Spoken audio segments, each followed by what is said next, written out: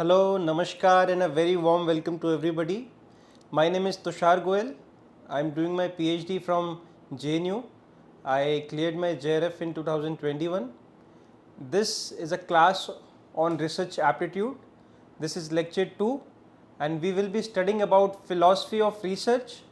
My dear friends, ये बहुत ही ज़्यादा इम्पॉर्टेंट कॉन्सेप्ट है क्योंकि इससे रिलेटेड जितने भी कॉन्सेप्ट हैं like ontology, epistemology, axiology, reality, metaphysics, ये सब पूरी ज़िंदगी आपके साथ रहने वाले हैं और ये थोड़े से कॉम्प्लेक्स हमें लगते हैं पर है नहीं। आज हम बहुत ही एक इजी से एग्जांपल्स की मदद से इन सारी टर्म्स को समझेंगे। अगर आपके इन टर्म्स के ऊपर, इन कंसेप्ट्स के ऊपर अच्छी होल्ड है तभी आप आगे के टॉपिक्स जैसे positivism, post positivism, research methodologies, okay, इन सबको अच्छे से कर पाएंगे। और कल को जब आप रिसर्च करेंगे, जब आप अपनी रिसर्च मेथडोलॉजी चूज़ करेंगे या रिसर्च डिज़ाइन करेंगे तो ये सारी चीज़ें आपको बहुत काम आने वाली है। So friends, let us start with the concept of reality. दोस्तों, जब हमने लास्ट क्लास में रिसर्च के बारे में बात करी थी तो हमने ये भी बात करी थी कि research is knowing the unknown.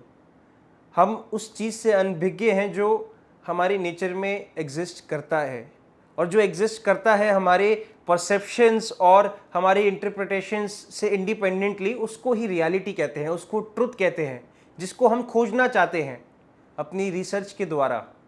जैसे कि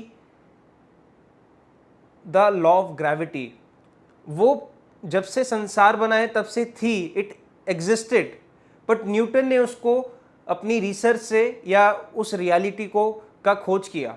उसी तरह से इमाइल दरखाइन, जिन्होंने स्टडी ऑफ सुसाइड से एक सोशोलॉजिकल स्टडी करी कि लोग क्यों सुसाइड करते हैं या कौन कौन से फैक्टर्स होते हैं जो लोगों को सुसाइड करने पे मजबूर करते हैं।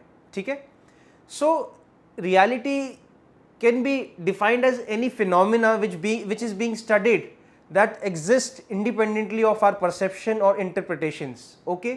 अब आप इसी चीज़ को अपने फील्ड में यूज़ करने की कोशिश कीजिए। आप अपने फील्ड में जब रिसर्च करेंगे, आपके पास एक आइडिया होगा कि आप इस रिसर्च एरिया में काम करना चाहते हैं, तो आप भी एक रियलिटी को सीख करेंगे या ट्रूथ को खोजने की कोशिश करेंगे। ओके? और इस कॉन्सेप्ट की अंडरस्टैंडिंग आपके रिसर्च के लिए बहुत ज़्यादा ज़रूरी है, because it is one of the most fundamental concepts of research. Okay, so इसी रियलिटी और ट्रुथ को सीख करने के लिए जो हम मेथड्स यूज़ करते हैं वो इन 3 चीज़ों पर डिपेंडेंट रहते हैं। वो है ontology, epistemology and axiology. Now we will talk about the concept of ontology, axiology and epistemology. अभी हमने डिस्कस किया है कि रियलिटी एक ऐसा फिनोमिना है, एक ट्रुथ है जिसको हम ढूंढना चाहते हैं, जिसको हम खोजना चाहते हैं। तो उसको खोजने के बड़े सारे रास्ते हैं, बड़े सारे तरीके हैं, बड़ी सारी अप्रोचेस हैं। हम कौन सी अप्रोच को चूज करते हैं वो डिपेंड करता है इन 3 बहुत ज़्यादा इंपॉर्टेंट टर्म्स पे, जो है ontology, epistemology and axiology. Okay, so हम एक बहुत ही सिंपल से एग्जाम्पल से इन सारी चीज़ों को समझेंगे।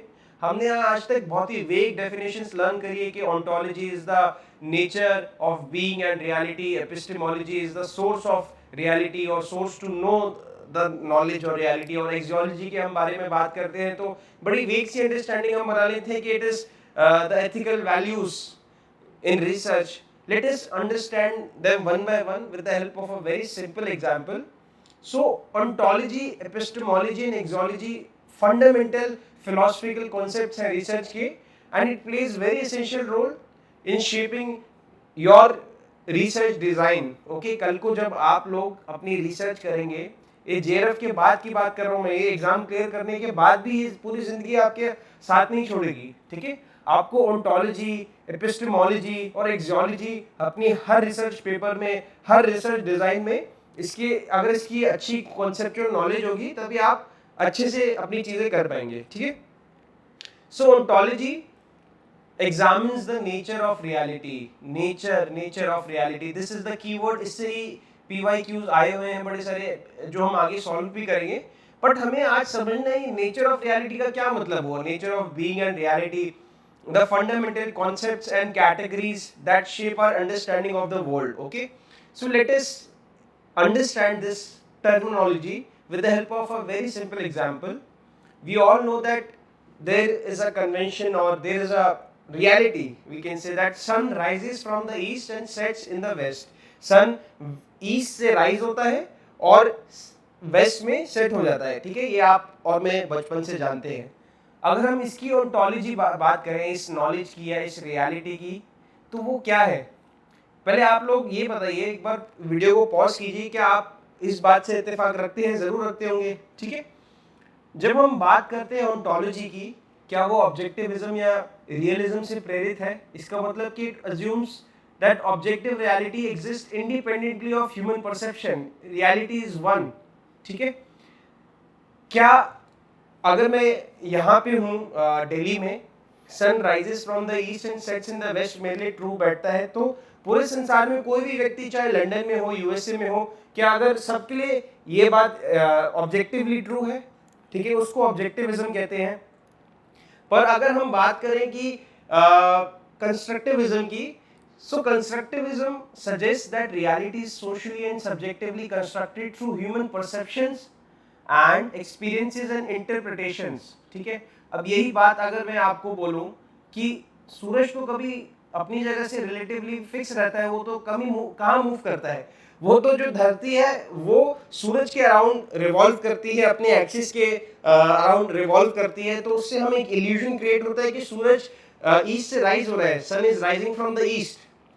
अगर हम सेलेस्टियल बॉडीज को देखें या सन को देखें, तो सन तो रिलेटिवली अपनी जगह फिक्स्ड है, वो कहाँ राइज हो रहा है, वो तो जो दूसरे प्लैनेट्स हैं वो सन के अराउंड रिवॉल्व कर रहे हैं। तो क्या हम इसको कंस्ट्रक्टिविज्म नहीं कह सकते कि जो व्यक्ति यहाँ पे खड़ा है उसकी परसेप्शन में सन राइज कर रहा है from the east? So this is ontology. Ontology is the nature of reality. How is it? I hope you guys have a fair understanding. जब हम ontology की बात करते हैं, nature of reality की बात करते हैं, तो आज आपको समझ आएगा what is the nature of reality. एक छोटा सा होमवर्क आप लोगों के लिए है कि आप अपने सब्जेक्ट से रिलेटेड एक बार जो भी आप रिसर्च एरिया में काम करना चाहते हैं या जो भी आपको फाइंडिंग मिलती है, आप एक बार सोच के देखिए what is the nature of that reality. Okay?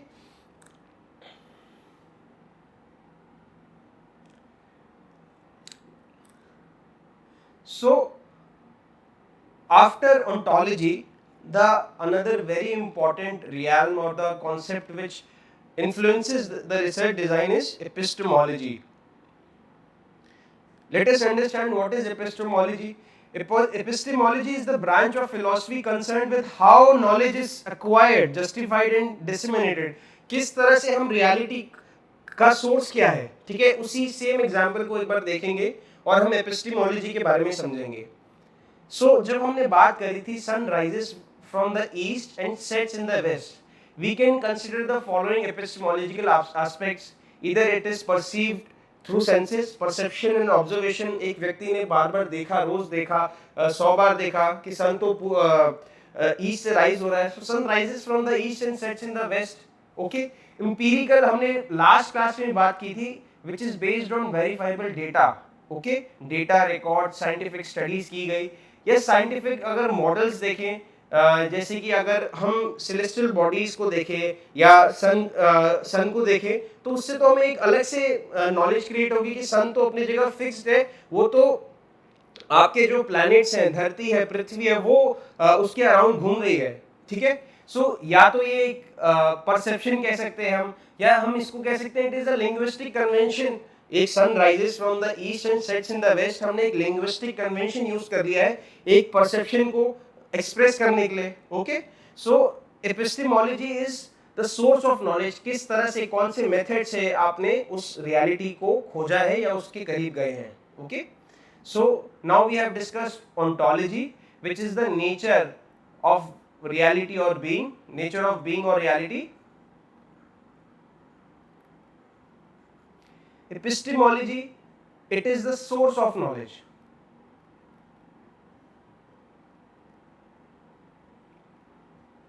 Now the third very important concept is axiology. Now let us discuss what is axiology. Okay, So these three things, when they are combined together, they give us the methodology to be used to study the reality. Okay, these are the three fundamental philosophical concepts that play essential roles in various fields of knowledge, including science, social sciences, and research methodologies. So axiology is the study of values, including ethics, aesthetics, and other aspects of human value system. It explores the value about what is considered good, right, beautiful, and valuable. जब हम next lecture में positivism and post positivism की बात करेंगे तो उनके एक difference point of difference में आता है रोल ऑफ रिसर्चर. ठीक है, रिसर्चर और एथिक्स अपने आप में बहुत ज्यादा इंटरडिपेंडेंट होते हैं. जो हम रिसर्च कर रहे हैं उसमें रिसर्चर का रोल क्या है? क्या वो सिर्फ एक ऑब्जर्वर है या उसकी पर्सनल बाइसेस भी उस रिसर्च में आएंगे? Okay, so in research axiology plays a significant role in shaping the ethical consideration, the role of researcher. Okay, and value judgments. मतलब जो ये रिसर्चर है जो पढ़ेगा, क्या वो ऑब्जेक्टिव रियलिटी परसीव करेगा कि उसमें उसका अपना पर्सनल बाइस भी होगा? ओके, और मैं ये नहीं कह रहा कि जिसमें पर्सनल बाइस होगा वो रिसर्च बुरी होगी. हम जब आगे डिफरेंट पैराडाइम्स ऑफ रिसर्च पढ़ेंगे जिसमें पॉजिटिविज्म एंड पोस्ट पॉजिटिविज्म के बारे में बात करेंगे तो हमें पता चलेगा कि कहां कहां पे रिसर्चर की अपनी इंटरप्रिटेशन जरूरी हो जाती है. Okay, in research axiology plays a significant role in shaping the ethical considerations and value judgments made by researchers during their investigations. Understanding the axiological aspects, जो अभी हमने बात करी, रिसर्चर का क्या रोल रहेगा उसके अंदर, वो क्या सिर्फ एक ऑब्जर्वर रहेगा या वो खुद एक पार्टिसिपेंट रहेगा रिसर्च के अंदर, is essential for ensuring research integrity, respecting the rights of participants and acknowledging potential biases in the research process. Now let us solve 10 PYQs from this topic to test our knowledge. Which branch of philosophy explores the nature of reality? See, kindly pause the video. I told you guys to get hold of the keywords. Nature of reality क्या था? Objective है, subjective है, कौन सा realm है? So it is ontology. इतने simple questions आते हैं, आप लोग धुरंधर हो जाएंगे इसके अंदर. Epistemology is concerned with the nature of reality. It is ontology. The acquisition of knowledge, the moral principles and values, the study of beauty and art.